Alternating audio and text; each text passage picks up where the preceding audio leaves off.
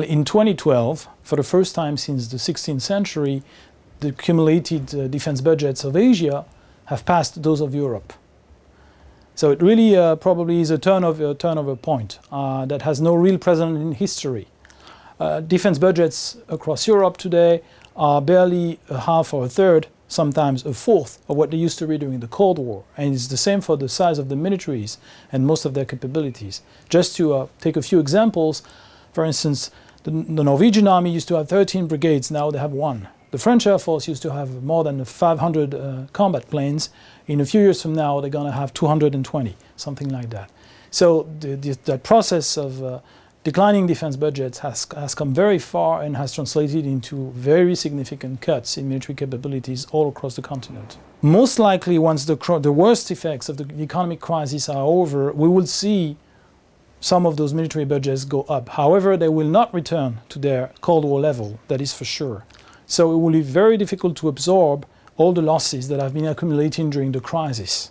The best we can hope for is that the most serious European nations will have their defense budgets around 2% of GDP, which is the target agreed upon within NATO, in real terms, pensions excluded. If we can reach that level in, say, 5 years from now, then probably it might be possible to undo some of the worst effects, military effects of the crisis. The smaller countries behave themselves as free riders. They've cut their budgets assuming that the United States and the larger European member states of NATO would actually provide for the common defense.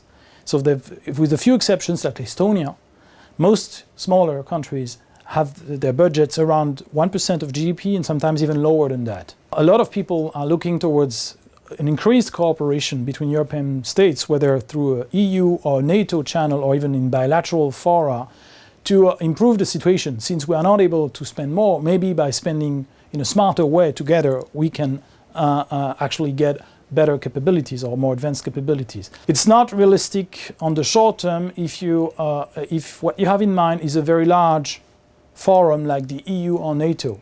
If you have to make sure that 28 nation states agree on what to do, this is almost hopeless in the present conditions. However, some form of fruitful cooperation can take place and actually does take place in small groupings, in smaller groupings like DEFCO in the north, or for instance between the French and the British since the Lancaster House agreements.